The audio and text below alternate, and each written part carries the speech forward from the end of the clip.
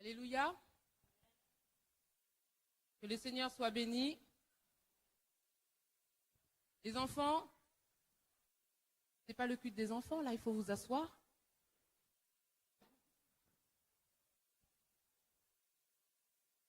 Que le nom du Seigneur soit béni.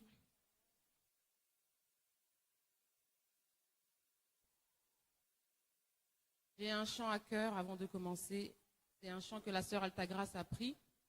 Nocia, si tu peux m'accompagner, c'est juste le refrain. Sauveur. Sauveur. Sauveur, il déplace les montagnes. Mon Dieu sauve avec puissance. Il sauve avec puissance. Pour toujours, créateur du salut. Jésus a vaincu la mort. Il a vaincu la mort. Jésus a vaincu la mort. Il a vaincu la mort. Jésus a vaincu la mort. On peut se mettre debout. Il a vaincu la mort. Jésus a vaincu la mort. Il a vaincu la mort. Jésus a vaincu la mort. Il est vivant. Il a vaincu la mort. Il est ici. Jésus a vaincu la mort. Il a vaincu la mort. Sauveur, il déplace les montagnes. Il agit encore.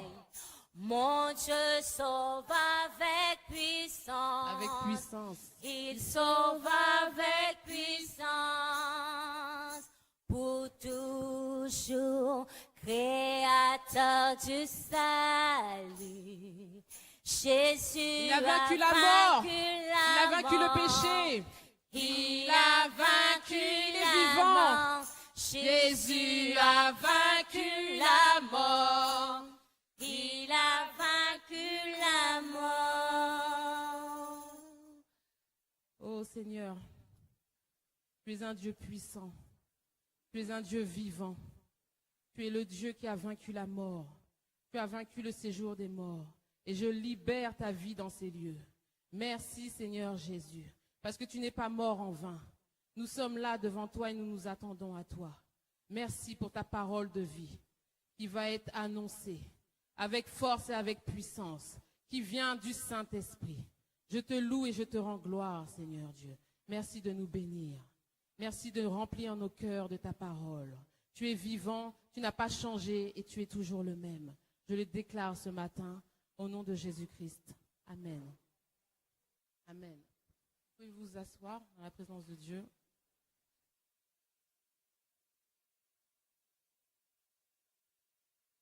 Alors ce matin, j'ai eu à cœur de vous parler de la volonté de Dieu pour ta vie, dans tous les domaines de ta vie. Je bénis Dieu parce que le témoignage du pasteur a résumé un peu cela. Dieu lui a demandé de partir et il a obéi à la volonté de Dieu. Il est venu rendre gloire à Dieu.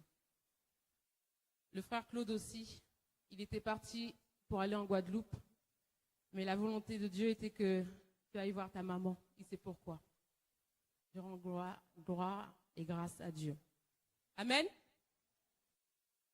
Alors, quand on parle de volonté de Dieu, en fait, qu'est-ce que c'est exactement? La volonté de Dieu, c'est ce que Dieu veut pour toi et pour moi. Et c'est ce qu'il veut, c'est le meilleur. Ça, c'est la volonté de Dieu. Il dit dans Jérémie, je connais les projets que j'ai pour toi. Ce sont des projets de paix et non de malheur. C'est la volonté de Dieu. Mais quand je pense que Dieu, on chante Dieu est puissant, Dieu est tout puissant, il est merveilleux, il est majestueux, il est souverain.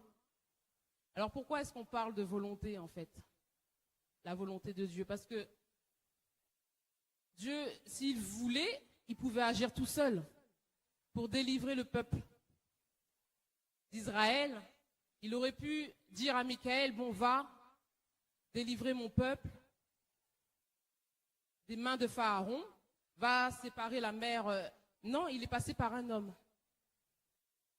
En fait, dans la volonté de Dieu,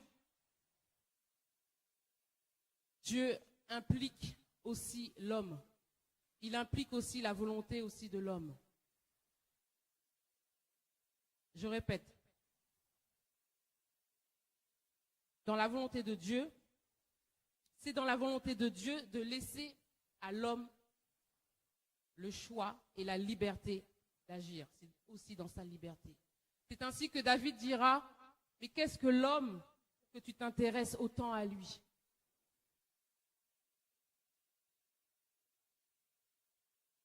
Qu'est-ce que l'homme? Et ça, on le voit dès le commencement. Dieu, dans sa toute-puissance, crée le monde. Que la lumière soit et la lumière fut. Ensuite, il crée l'homme. Il dit à Adam, voici, Adam connaît la volonté de Dieu. Dieu lui dit, voilà, tu dois dominer, tu dois assujettir la terre, tu dois te multiplier, tu dois féconder, et voici l'arbre de la connaissance du bien et du mal. Tu ne dois pas y toucher. Voilà la volonté de Dieu, voilà l'ordre de Dieu. Adam connaissait la volonté de Dieu. Il devait être là, garder le jardin d'Éden, le cultiver et dominer. Mais Dieu ne l'a pas empêché de pécher. Pourtant, Dieu avait déjà sa volonté. Vous me suivez? Dieu avait sa volonté, mais il n'a pas empêché Adam de faire autre chose. C'est pour cela que Dieu implique toujours la volonté de l'homme. Gloire soit rendue à Dieu. Jean, le pasteur, a obéi à la volonté de Dieu. Il est parti, il ne savait pas, mais il a obéi. Adam, lui, qui connaissait la volonté de Dieu, de la bouche de Dieu, a échoué. Il a péché. Il a manqué d'autorité. Dieu a parlé à Adam. Il n'a pas parlé à Ève. Satan est passé par sa femme pour le faire pécher. Mais c'est Dieu qui a parlé à Adam. Il aurait pu dire à Ève, non, Dieu m'a dit ça, je ne vais pas faire ça. Il a laissé, il a été séduit par sa femme. Et non seulement il a fait preuve de manque d'autorité, pourtant, mes frères et sœurs, Dieu l'a qualifié. Il lui a donné, il lui a conféré cette autorité, il en était capable. Toi, à qui Dieu a donné une autorité, fais attention. Tu en es capable, il t'a établi, fais attention à ton autorité, à la place que tu as. Ne fais pas comme Adam. Adam avait une autorité déléguée par Dieu. Il a manqué d'autorité. Amen. Ne fais pas attention, prends garde à l'autorité que Dieu t'a donnée. Tu as un rôle, fais-y attention. Non seulement il a manqué d'autorité, et en plus il a fait preuve de lâcheté. La femme que tu m'as donnée, c'est elle qui. C'est-à-dire que ce n'est pas ma faute, c'est l'autre. Et pourtant, Adam connaissait la volonté de Dieu. Dieu t'a peut-être parlé, peut-être à travers la bouche du pasteur, de quelqu'un, par rapport à ton ministère. Fais attention, c'est ce que j'ai eu à cœur de dire ce matin. Adam connaissait la volonté de Dieu lui-même. Toi qui es l'aîné d'une famille, vous savez, dans la Bible, les aînés ont un rôle important. Si tu es un aîné, ce n'est pas le fruit du hasard. Tu es l'aîné d'une famille, de tes frères et sœurs, tu as un rôle à jouer.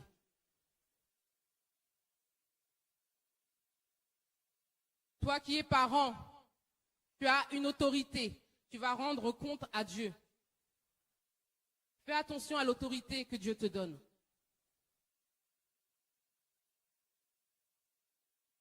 Je répète, Adam connaissait la volonté de Dieu et de Dieu lui-même. Il y a un autre exemple dans la Bible, Saül. Saül connaissait aussi la volonté de Dieu par la bouche du prophète Samuel. On va le prendre, Noémie, 1 Samuel 15.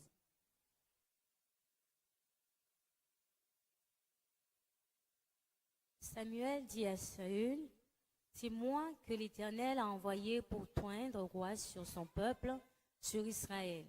Écoute donc ce que dit l'Éternel. Vous êtes d'accord avec moi? Saül connaît la volonté de Dieu. Pour lui, il doit être le roi d'Israël. Continue, Noémie. Ainsi parle l'Éternel des armées. Je me souviens de ce qu'Amalek fit à Israël lorsqu'il lui ferma le chemin à sa sortie d'Égypte. Va maintenant, frappe Amalek et dévouer par interdit tout ce qui lui appartient. Tu ne l'épargneras point et tu feras mourir hommes et femmes, enfants et nourrissons, bœufs et brebis. Amen. Chameaux et ânes. Voici le premier ordre de l'Éternel. Il doit aller combattre et voici ce que Dieu lui dit de faire. On va aller dans 1 Samuel 15, 7 à 9. Mais Saül et le peuple épargnèrent Agag, et les meilleures brebis, les meilleurs bœufs, les meilleures bêtes de la seconde portée, les agneaux gras, et tout ce qu'il y avait de bon, ils ne voulurent pas le dévouer par interdit.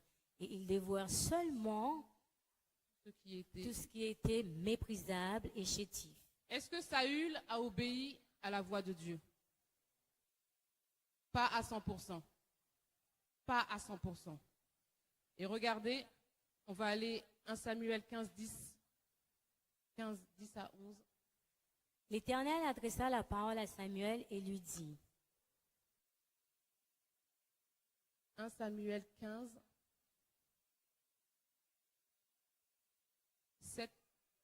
7 à 11. Saül a bâti Amalek. C'est ça? On l'a déjà pris, vas-y, avance.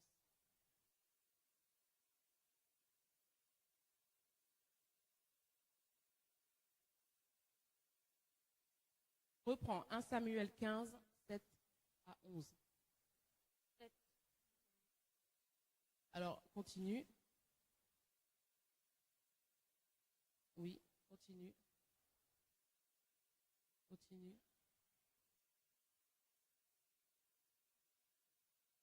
Je me repens d'avoir établi Saül pour roi. Je me repens d'avoir établi Saül pour roi, dit l'Éternel.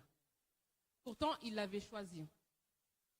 Car il se détourne de moi et il n'observe point mes paroles. Samuel fut irrité et il cria à l'Éternel toute la nuit. Amen. Voilà quelqu'un dans la Bible qui connaissait aussi la volonté de Dieu. Lui, ce n'était pas un manque d'autorité. Lui, je pourrais qualifier ça quelqu'un d'orgueilleux. Quelqu'un qui fait passer sa volonté avant la volonté de Dieu. Ses pensées avant les pensées de Dieu. Et qu'est-ce que Dieu a dit? Je me repens. Saül a été disqualifié. Pourtant, il connaissait la volonté de Dieu. Ce matin, je parle de la volonté de Dieu. Dieu veut vous parler de sa volonté. Dieu ne veut pas que tu l'aides dans sa volonté. Dieu veut que tu lui obéisses. Saül a voulu aider Dieu. Il a voulu prendre, il a trouvé peut-être que c'était pas normal, que c'était peut-être long. Dans ses pensées, il a pris un autre chemin. Dieu ne veut pas que tu aides Dieu. Dieu veut que tu lui obéisses. Dieu t'a parlé. Dieu t'a forcément parlé. Obéis à la voix de Dieu. Ça, c'est la volonté de Dieu. Dieu connaît, c'est lui qui déplace les montagnes, c'est lui qui connaît ton chemin. Et dans la volonté de Dieu, il y a ton ministère, il y a ton foyer, il y a tes finances, il y a ton travail, il y a tes enfants. Et il connaît le plan pour chacun des plans dans ta vie. Reste centré sur la parole de Dieu. Ne mets pas ta volonté, tes pensées avant la volonté de Dieu. Pendant que je préparais le message, on va rester aussi dans 1 Samuel. Dieu m'a parlé pour l'Église. On va prendre 1 Samuel 8.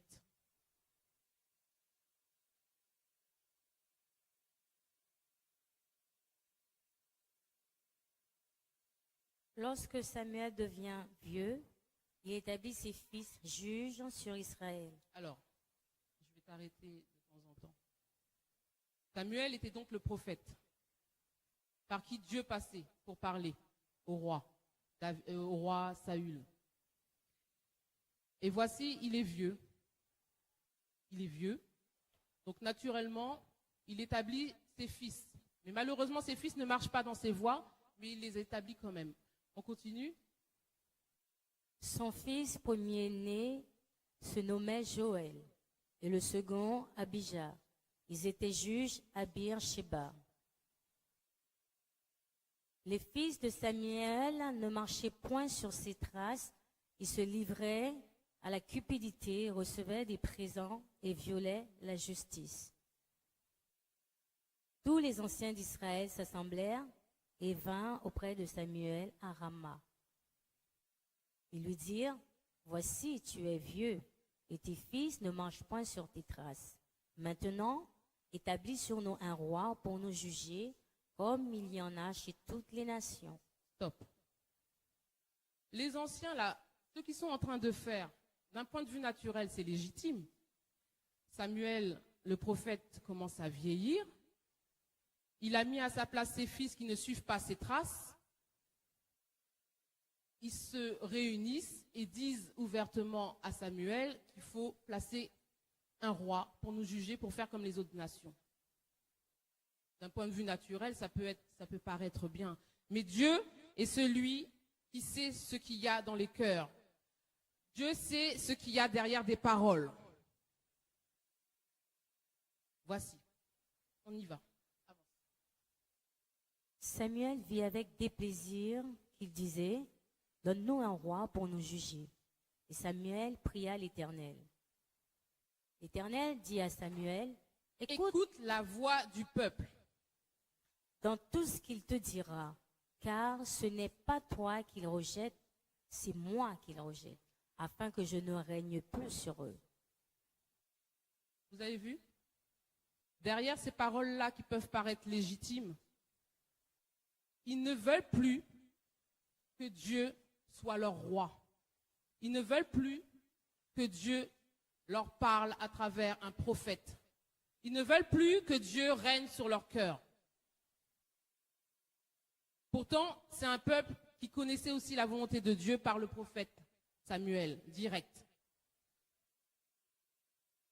Ils auraient pu dire, ben, tu es vieux, il faut que le Seigneur nous envoie un autre prophète pour qu'il continue à nous parler. Mais regardez ce qu'il y a derrière ces paroles. Ils ne veulent plus que Dieu soit leur roi. Continue. Ils agissent à ton égard comme ils ont agi toujours, agi depuis que je les ai fait monter d'Égypte jusqu'à ce jour. Ils m'ont abandonné pour servir d'autres dieux. Peut-être que là, tu as laissé la place peut-être, je ne sais pas, à la télévision, à d'autres dieux. Dieu est un Dieu jaloux. Je ne sais pas combien de temps tu pries. Je ne sais pas combien de temps tu consacres à ton Dieu. Je ne sais pas combien de temps tu passes au téléphone, devant l'ordinateur, avec les amis. Mais là, Dieu dit ce soir qu'il veut reprendre la première place. Il y a trop de choses dans le cœur qui ont pris la place. Le fait de venir à l'église le dimanche ne fait pas de toi quelqu'un, ça va faire peut-être quelqu'un de spirituel, mais ce n'est pas ça que Dieu veut. Dieu veut une intimité avec lui dans le secret.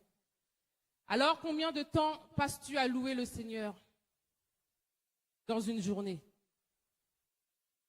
Combien de temps passes-tu au téléphone? Combien de temps passes-tu devant la télévision ou à dormir? Peut-être avant tu priais, tu te levais le soir, le matin tôt, qui n'est plus le cas maintenant. Tes études bibliques personnelles, la lecture de la Bible, l'étude biblique avec tes enfants, le temps consacré à Dieu.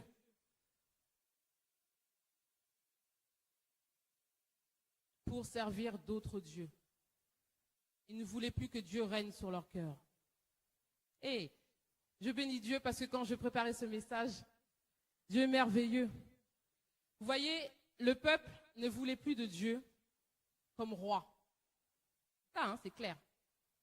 Ok. Alors, Dieu a donné Saül.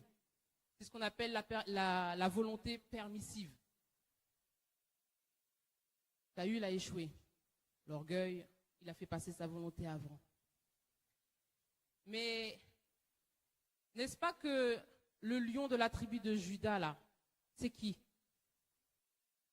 Hey, le lion de la tribu de Juda, c'est qui? C'est Jésus.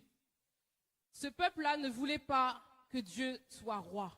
À la croix, on a marqué quoi? À la croix, on a marqué quoi? Roi des Juifs. Ça, c'est la volonté parfaite de Dieu. Dieu veut être le roi de tout le monde, dans ton cœur. Il ne voulait pas? Ok, Dieu a permis Saül. Ensuite, la volonté parfaite, il est passé par David, l'homme selon le cœur de Dieu, par qui sortira le roi d'Égypte. Donc finalement, la volonté parfaite de Dieu arrive toujours.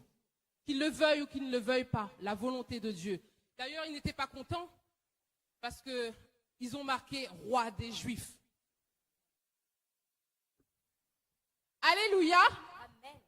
Dieu est Dieu. Et la volonté de Dieu. Et la volonté de Dieu. Et il faut qu'elle se fasse. Et elle se fera. Mais Dieu a besoin de toi. Amen. Gloire soit rendue à Dieu. Jésus-Christ, lui, est notre modèle parfait. Bien sûr, Jésus, lui, connaissait la volonté de Dieu. Il connaissait la volonté de son Père. On va s'attarder sur un passage sur le jardin de Gethsémani. On va prendre le passage de Marc 14.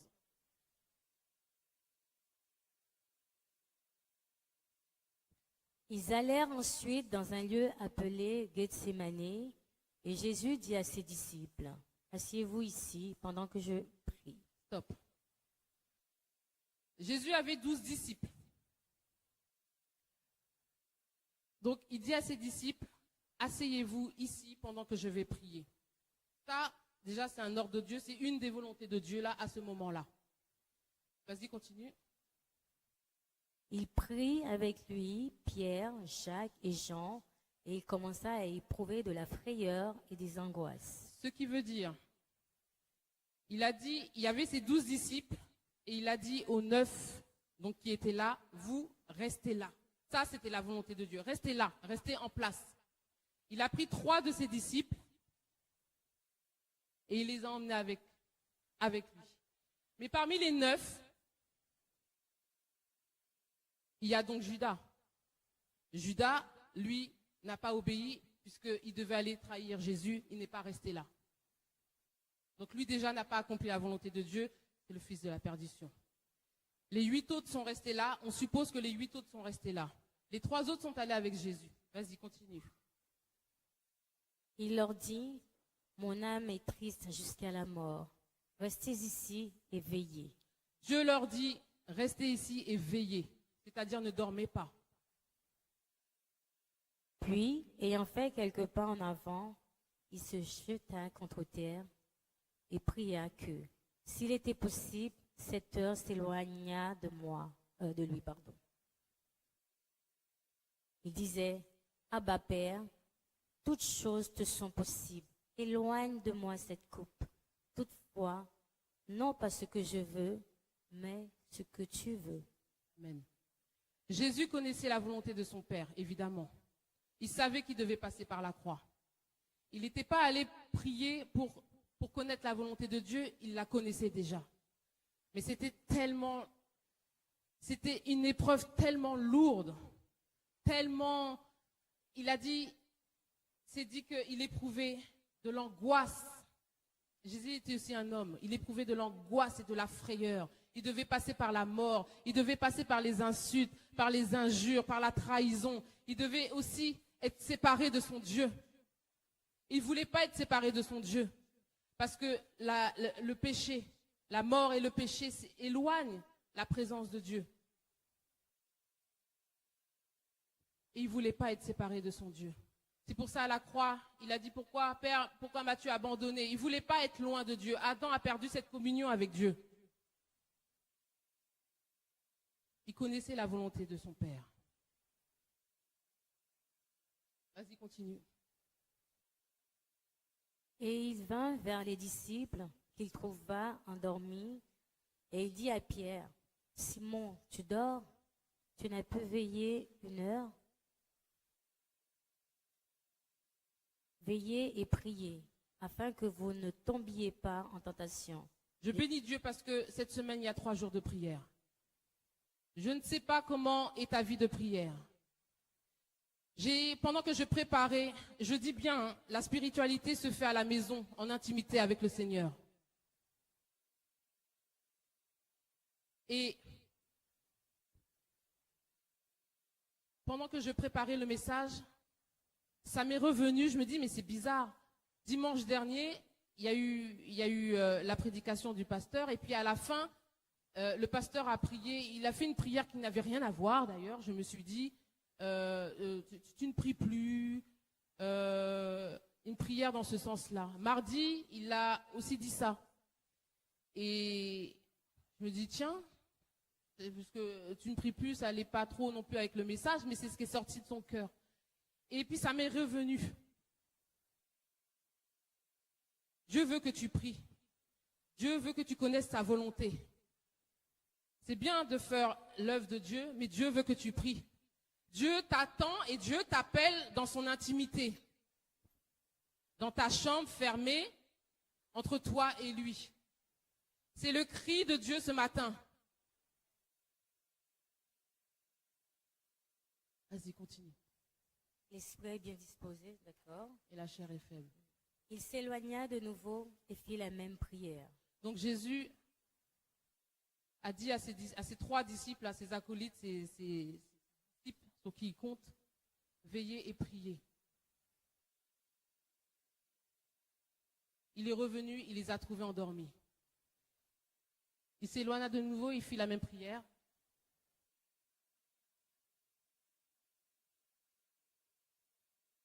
Ah, il n'y a plus de batterie.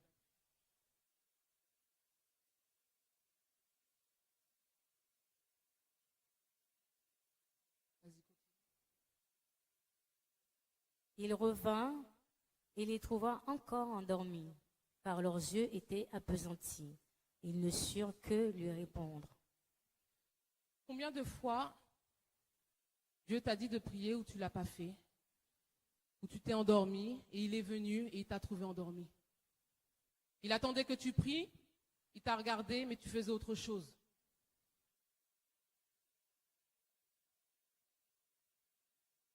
Il y a cet exemple-là qui m'est revenu, je crois que je l'ai déjà dit. J'avais dit à Dieu, avant de dormir, je te donne rendez-vous à 4 heures du matin ou 3 heures du matin.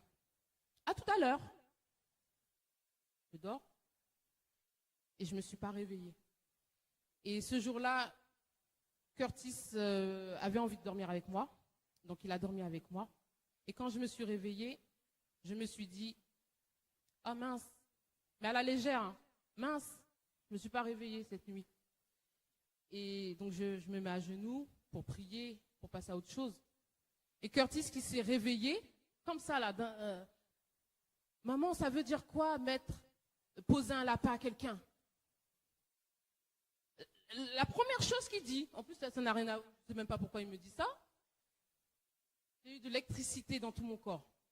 C'est-à-dire que j'ai eu l'image que Jésus est venu dans ma chambre et il m'a trouvé endormi. Alors que c'est moi, hein, qui dit à Dieu, je te donne rendez-vous tout à l'heure. Alors quand Dieu donne une convocation solennelle et qu'il te trouve endormi ou que tu te trouves en train de faire le marché ou faire autre chose, le ménage, et qu'il est là et qu'il t'attend.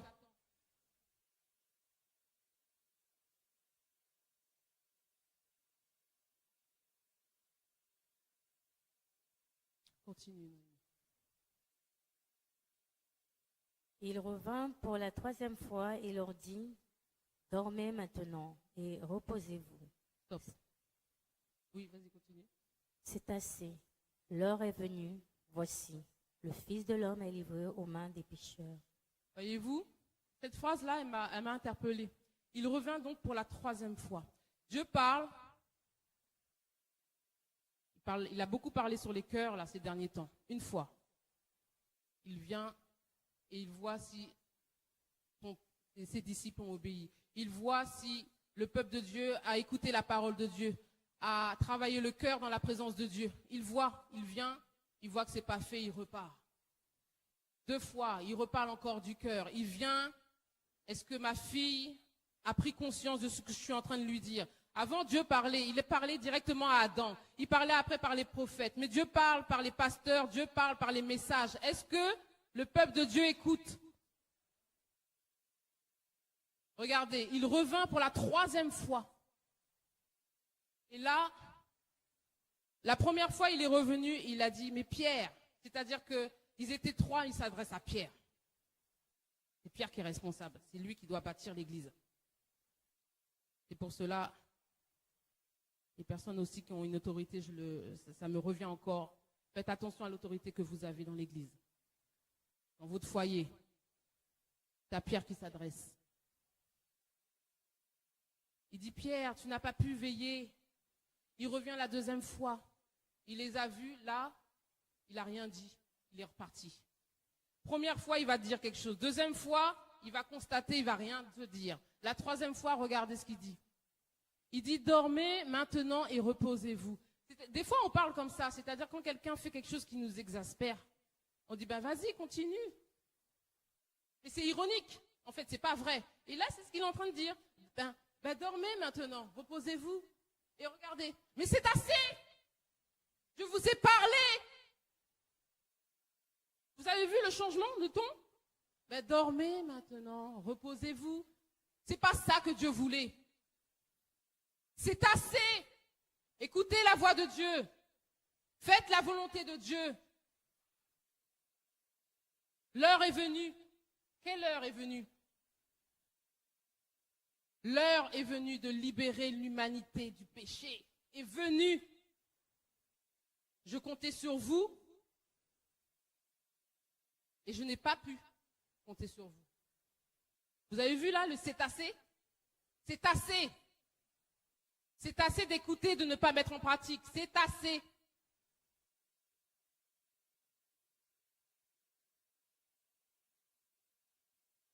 Alléluia. Dieu t'appelle à revenir dans sa présence. Les enfants, pareil. Dieu t'appelle à revenir dans sa présence. Dans son intimité, à le louer, à prier, à connaître sa volonté. Dieu veut te parler. Il a des choses à te communiquer, à me communiquer, parce qu'il veut ton bien. Et il veut que tu fasses sa volonté. Tu as des œuvres, je crois que le pasteur l'a dit ce matin, à accomplir. Même futur.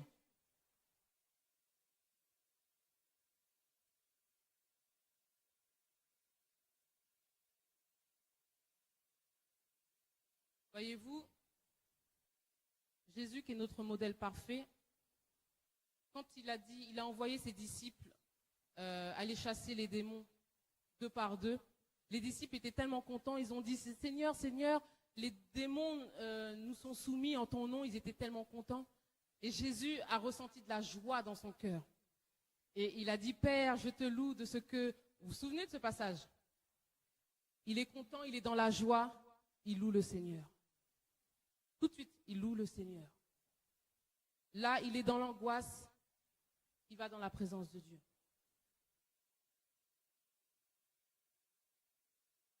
C'est ainsi que dans Jacques, il dira que si quelqu'un est dans la souffrance, qu'il prie. Si quelqu'un est dans la joie, qu'il chante des cantiques, qu'il loue. Si tu es dans la souffrance ce matin, rentre dans la présence de Dieu. Expose-lui tes besoins, bien sûr, mais après, entends sa voix. Écoute sa voix parce qu'il a quelque chose pour toi dans cette situation. Dans ma situation, il a quelque chose. Et il a besoin de te communiquer sa volonté. Tu es content, tu es dans la joie, tu chantes. Valérie, elle a chanté un chant. Ça, c'est bien. Et je bénis Dieu pour les temps de témoignage. Tu loues Dieu. Et vous voyez, là où Jésus vraiment a souffert,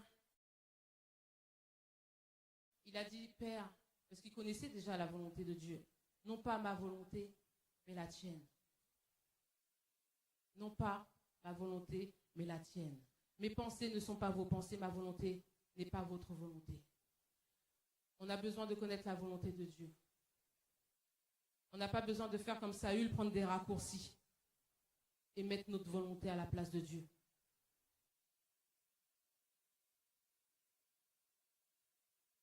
Et Dieu ne nous appelle pas non plus à être des détectives, chercher sa volonté, des archéologues. Non.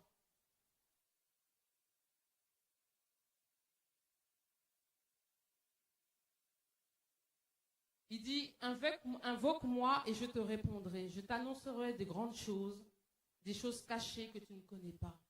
Le rôle de Dieu, c'est de te les révéler. Toi, tu dois aller dans la présence de Dieu pour qu'il te les communique. Parce qu'il a des choses à te communiquer. Il a sa volonté pour toi dans sa vie. Dans ta vie professionnelle, il a besoin de te communiquer quelque chose. Pour tes finances, il a besoin de te communiquer quelque chose. Pour ta santé, il a besoin de te communiquer quelque chose. Pour ton ministère, il a besoin de te communiquer quelque chose. De te révéler quelque chose de grand que tu ne connais pas.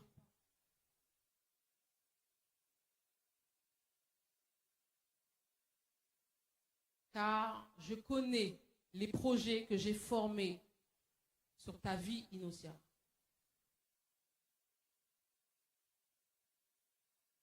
Tu vois là le problème là, qui est là devant toi, cette montagne, on l'a chanté ce matin, il déplace les montagnes.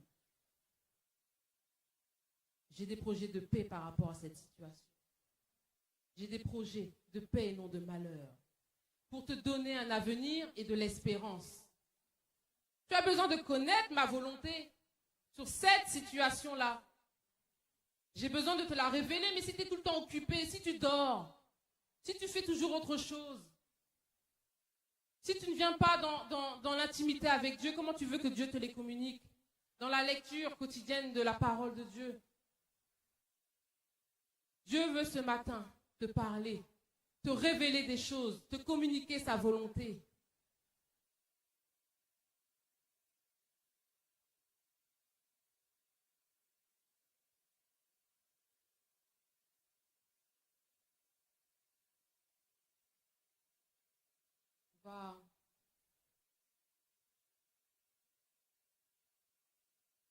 Je vais demander à Inosia de prendre...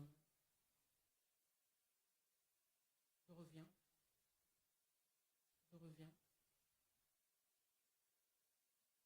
Donc Inosia va...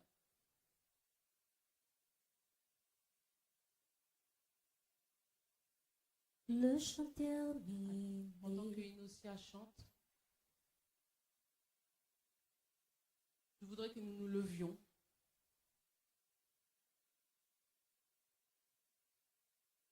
Vous savez, quand Dieu parle,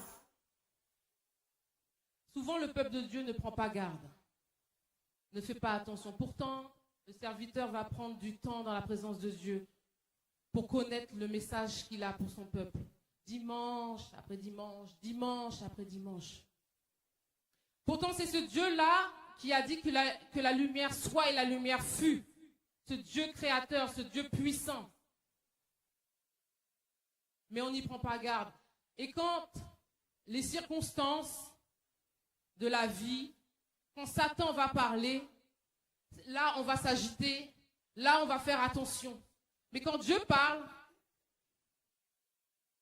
c'est comme si que Dieu parle, ça rentre et puis ça sort. Pourtant, la voix de l'Éternel fait trembler les déserts. Cette voix-là, là, quand Jésus dit oui, personne ne peut dire non, on le chante. Quand Jésus parle, la terre fait silence.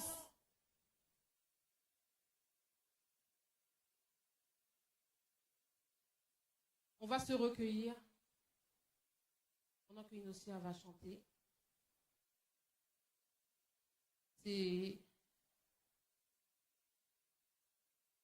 une prière à Dieu. Et on va se recueillir. On va rentrer en nous-mêmes. Tu sais comment tu pries. Tu sais comment tu es à la maison, en intimité. Et Dieu regarde au cœur.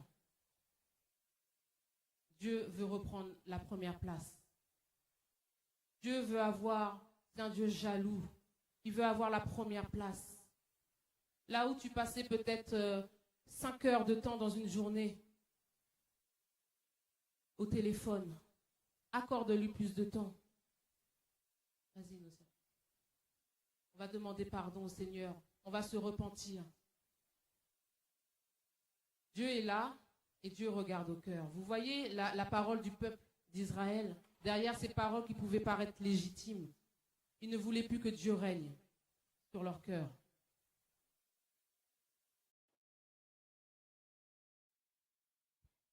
Le chant terminé, Entrez en vous-même. le rideau retombe, je viens simplement porter mon offrande, car j'ai le désir de réjouir ton cœur. J'apporte plus qu'un beau chant, chanter ne suffit pas pour répondre à ton appel. Les apparences sont trompeuses, tu vois bien au-delà. Oh Dieu, tu sondes mon cœur. Je reviens au cœur de la louange. Tout est centré sur toi, centré sur toi, Jésus. Oui, je renonce à tous mes faux semblants pour tout centrer sur toi.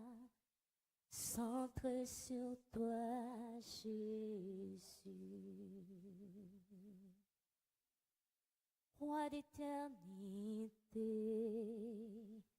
qui peut t'exprimer ce dont tu es dit? Là où j'ai faibli Bien dans que ma foi, faible et là pauvre, où j'ai faibli dans ma vie de je prière, te donne tout. je ne veux pas faire semblant Prends devant toute toi, Seigneur. ma Prends vie, toute ma vie. j'apporte plus qu'un beau chant. Prends mon cœur. J'apporte plus qu'un beau chant. Chanter ne suffit pas pour répondre à ton appel. Les apparences, les apparences sont trompeuses. Tu vois bien au-delà. Oh Dieu, tu sondes mon cœur. Je reviens au cœur de la louange. Je t'aime. Dieu veut Centré communiquer sur avec toi. toi. Dieu veut t'utiliser. Centré sur toi, Jésus. Oui, je renonce à tous mes faux Anime la vie de prière. semblants Anime la vie de pour tout louange. centrer Seigneur. sur toi. Des temps d'intimité avec toi. Centré dans le sur secret. toi, Jésus.